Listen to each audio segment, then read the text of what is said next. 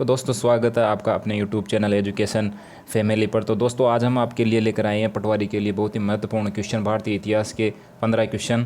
तो दोस्तों शुरू करते हैं। पहला क्वेश्चन यहाँ पे है, गुजरात राज्य में पहली बार जजिया कर लागू करने वाला शासक कौन था? तो दोस्तों इसके जो ऑप्शन है, अहमद शाह प्रथम, महमूद बेगड़ा, मोहम्मद शाह जफ़र और मुजफ्फर शाह सेकंड। तो दोस्तों यहाँ पर आपका जो राइट आंसर है वह है अहमद शाह प्रथम।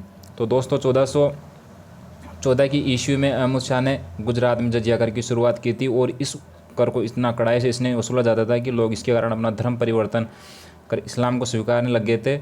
और 1564 ईस्वी के अंदर तीसरे मुगल सम्राट अकबर ने जजिया कर को बिल्कुल समाप्त कर दिया था। तो दोस्तों नेक्स्ट क्वेश्चन है आपका, मराठा काल में ग्राम पंचायत की देखभाल करने वाले अधिकारी को निम्नलिखित में से क्या कहा जाता था? तो दोस्तों जो मराठा काल था उसके अंदर जो पूरे गांव की जो देखभाल करता था उस अधिकारी को क्या कहा जाता था? दोस्तों हवलदार, पाटिल, चौधरी, सरदेशमुख। तो दोस्तों यहाँ पर आपका राइट आंसर हो जाएगा पाटिल। तो दोस्तों जो भी यहाँ पर मराठा काल के दौरान जो पाटिल यानी गांव के प्रधान, तो गांव के प्रशासन का प्रमुख था और ये गांव के लिए सबसे महत्वपूर्ण व्यक्ति था। ये वहाँ के शांति व्यवस्था और राजस्व प्रबंधन की व्यवस्था करता था। तो दोस्तों चलिए नेक्स्ट क्वेश्चन की ओर। दोस्तों तीसरा क्वेश्चन है कि किस मुगल शासक के शासनकाल में जजिया कर को पुनः लगाया गया था? तो दोस्तों ऐसा कौन सा मुगल शासक था जिसने जजिया कर को वापस समाप्त कर दिया था? तो दोस्तों यहाँ पे बात करें हम अकबर, तो दोस्तों अकबर तो होगा ही नहीं क्योंकि अकबर ने तो इसको जजिया कर को समाप्त कर दिया था।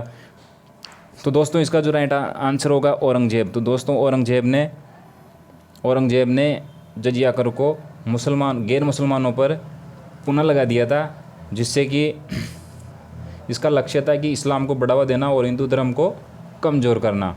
तो दोस्तों चलते हैं नेक्स्ट क्वेश्चन की ओर।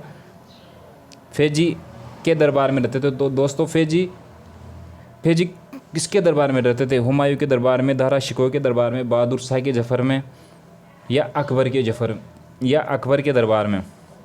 तो दोस्तों यहाँ पे थोड़ा सा मैं आपको बता दूं कि फैजी एक पारसी कवि और विद्वान थे जो दोस्तों वो अकबर के दरबार में रहते थे। ये अकबर के इतिहासकार अबुल फजल के बड़े भाई थे। तो दोस्तों यहाँ पर इसका राइट आंसर हो जाएगा अकबर। नेक्स्ट क्वेश्चन की ओर चलते हैं कि मुगलों ने नवरोज का त्यौहार किससे लिया है? दोस्तों मुगलों ने नवरोज का त्यौहार किससे लिया? नवरोज का मतलब होता है नया दिन यानी नववर्ष का नाम, जिसे फारसी में क्या कहा जाता है? नववर्ष भी कहा जाता है। तो दोस्तों मुगलों ने जो नवरोज का त्यौहार लिया था वो किससे लिया था? पारसी से लिया था। इसको जिसे पारसी में नववर्ष भी कहा जाता है। तो मुगलों ने इस उत्सव को पारसी समुदाय से अपनाया है। दोस्तों चलते हैं नेक्स्ट क्वेश्चन की ओर कि गुरु अर्जुन देव सिखों के कौन से गुरु थे? तो दोस्तों कि गुरु अर्जुन देव सिखों के कौन से गुरु थे? तो दोस्तों यहाँ पर दूसरे, पाँचवें, छठे या फिर सातवें? तो दोस्तों बात करें कि गुरु अर्जुन देव सिखों के 5वें गुरु थे। गुरु अर्जुन देव सिखों के 10 गुरु थे, उनके 10 गुरु थे, जिसमें से 5वें स्थान पर थे। उनको ग्रंथ नामक सिख से पहले अधिकारी संकलित किया गया था, जिसके बाद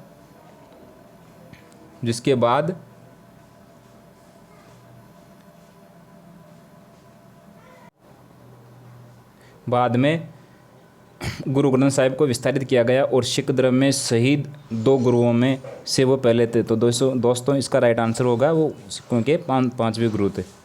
दोस्तों यहाँ पर 7वां क्वेश्चन कि भारतीय इतिहास के मध्यकाल के कवि तुलसीदास ने रामचरितमानस किस भाषा में लिखी है? भारतीय इतिहास के मध्यकाल में किस भाषा में लिखी है? तो दोस्तों यहाँ पर उन्होंने प्राकृत भाषा, अवधी भाषा या पाली भाषा या संस्कृत भाषा? तो दोस्तों इसमें आपका राइट आंसर हो जाएगा कि उन्होंने इसको अवधी भाषा में लिखा है। दोस्तों मध्यकाल के जो कवि तुलसीदास थे उन्होंने रामचरितमानस को अवधी भाषा में लिखा है, जिसकी रचना उन्होंने 16वीं शताब्दी के भक्ति भारतीय भक्ति कवि गोस्वामी तुलसीदास ने की है। रामचरितमानस का शाब्दिक अर्थ है राम के कर्मों की झील। दोस्तों नेक्स्ट क्वेश्चन की ओर चलते हैं। यहाँ पर जो 8वां क्वेश्चन है आपका, असम के अहोम साम्राज्य और मुगलों के बीच हुई सरायघाट की लड़ाई किस वर्ष हुई थी? दोस्तों असम में जो अहोम साम्राज्य था और मुगलों के बीच में जो सरायघाट की जो लड़ाई थी वो किस वर्ष हुई थी? तो इसका जो पहला ऑप्शन है वो 1671, 1635, 1642 या फिर 1632। तो दोस्तों इसका जो राइट आंसर हो जाएगा वो है 1671। तो दोस्तों जो सरायघाट का युद्ध था वो 1671 में मुगल साम्राज्य यानी कछुआ राजा राम सिंह के प्रथम नेतृत्व में अहोम साम्राज्य के बीच सरायघाट के ब्रह्मपुत्र नदी में गुवाहाटी असम में पर एक नौसेना युद्ध था। हालांकि कमज़ोर अहोम सेना ने मुगल सेना को पराजित कर दिया था। तो दोस्तों इसके अंदर आपका जो राइट आंसर हो जाएगा वो हो जाएगा 1671। 9वां क्वेश्चन है दोस्तों आपका, भारत में प्रथम मुगल सम्राट कौन था? भारत में प्रथम मुगल सम्राट कौन था? यहाँ पर आपका ऑप्शन हो जाएंगे शाहजहाँ, हुमायूं, अकबर या बाबर। तो दोस्तों यहाँ पर भारत में प्रथम मुगल सम्राट कौन था? शाहजहाँ, हुमायूं, अकबर या बाबर। तो दोस्तों यहाँ पर जो आपका जो राइट आंसर हो जाएगा वो हो जाएगा अकबर। दोस्तों भारत में जो मुगल वंश के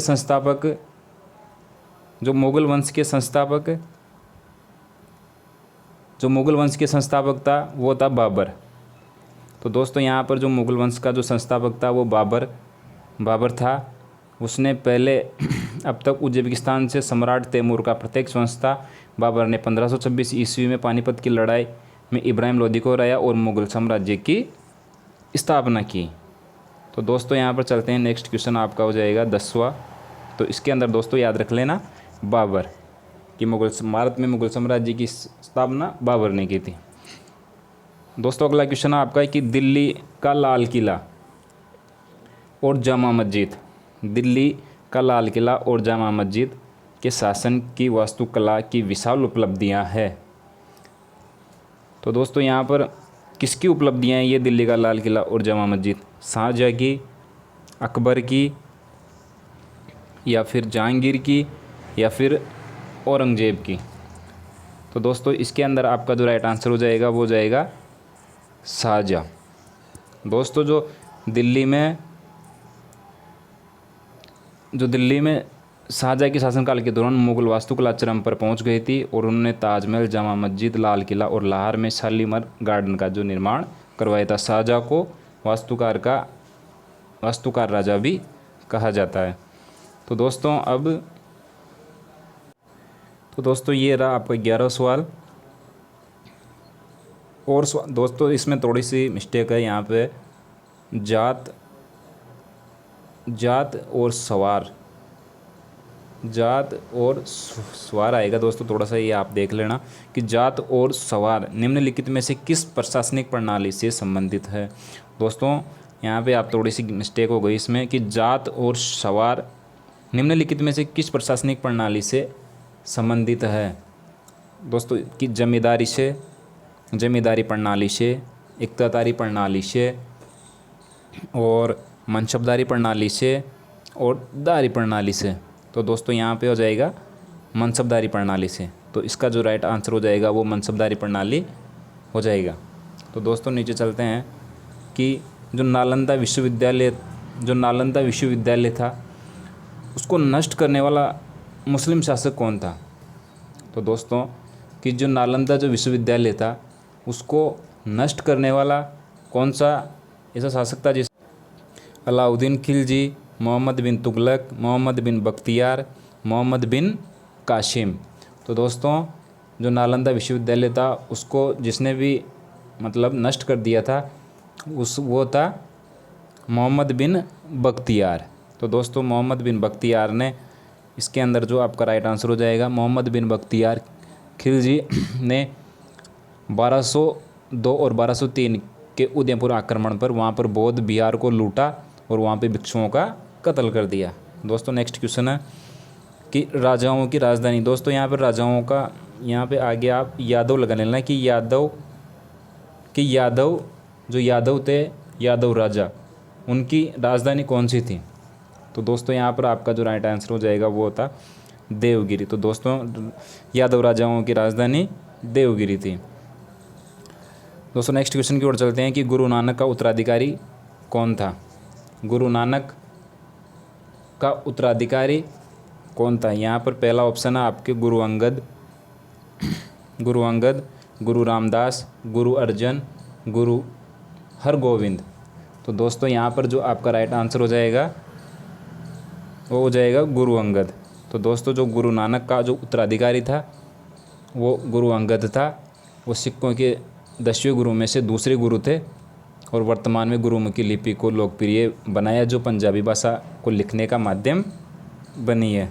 दोस्तों आपका जो अंतिम और जो लास्ट क्वेश्चन है वो है कि मोती मस्जिद किस शहर में स्थित है। मोती मस्जिद किस शहर में स्थित है। तो दोस्तों इसका जो राइट आंसर हो जाएगा वो जाएगा आगरा। तो दोस्तों मोती मस्जिद आगरे के किले की स्थित सबसे सुंदर भवन है। इसका निर्माण शाहजहां ने अपनी पुत्री जहांआरा के सम्मान में करवाया था। दोस्तों दिल्ली में स्थित मोती मस्जिद का निर्माण औरंगजेब ने संगमरमर से करवाया था। तो दोस्तों जो मोती मस्जिद थी एक वो आगरा में भी है और जो दिल्ली में थी वो मोती मस्जिद, उसका जो निर्माण था औरंगजेब ने संगमरमर से करवाया था। तो दोस्तों ये होते हैं आपके 15 क्वेश्चन जो इंपॉर्टेंट क्वेश्चन है। तो दोस्तों कैसे लगे आपको कमेंट कर में ज़रूर बताएं। और दोस्तों अगर किसी भी क्वेश्चन में अगर आपको गलतफहमी या फिर गलत आंसर लग रहा है तो हमें कमेंट में ज़रूर बताइए। तो दोस्तों ऐसे ही वीडियो देखने के लिए हमारे चैनल को लाइक और सब्सक्राइब ज़रूर करें। दोस्तों थैंक यू, धन्यवाद।